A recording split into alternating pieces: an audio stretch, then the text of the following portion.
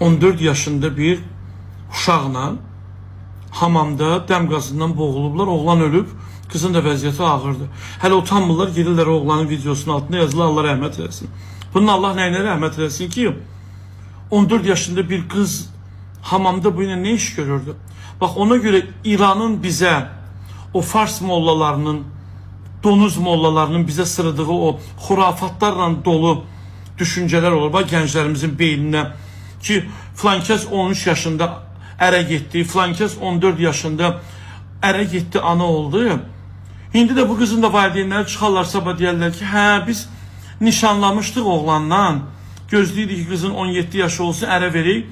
Oğlan 100% çimirdi hamamda, kız ona dəsmal verməyə girəndə ikisi də dəm qazından birdən-birə dəm qazı vurub bunlara boğulub bu günə qalıblar. Necə çıxacaq cəmaatın üzünə bu uşağın valideynləri? Hələ də biri mənə yazıb, düzdür, mən indi hər yazılan inanmıram. Deyirlər, bu oğlanın bir neçə il bundan qabaq pozğun bir videosu da yayılmışdı bir qızla. Yəni bu oğlan əgər belə bir əməllər edən idisə, bunu niyə tutmayıblar vaxtında? Bak, görürsünüz, birinci bununla mübarizə aparmalıyıq biz bugün.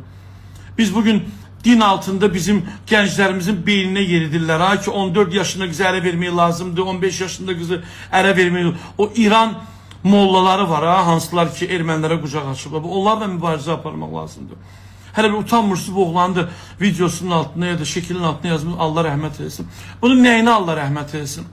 Belə oğlanlar ilə dəm qazından ölsünlər, nə bilim, yatan yerdə yatıb ölsünlər bəlkə də. İndi bu qızın valideynləri necə çıxacaqız bu cəmaatın üzünə? Yəni bu nə uşaq böyütməkdir, nə təfərrüqdür bu, nə beyindir bu, nə şuurdur bu. Yəni indi ki bu verilişlər deyirsiniz, yoxdur bu verilişlər.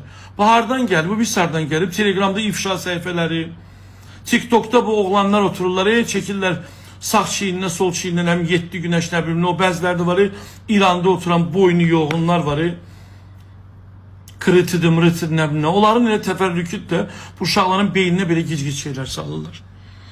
Allah bizim dövləti var eləsin. Nə bilim, nə olacaq bunun axırı?